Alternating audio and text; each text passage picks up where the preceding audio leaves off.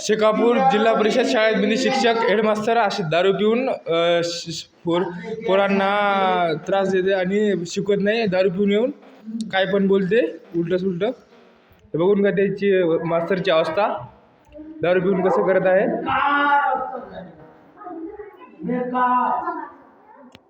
पोरींना खान खान बोलत आहे. ते सगळे मुलं घाबरत आहे त्यांच्यानं.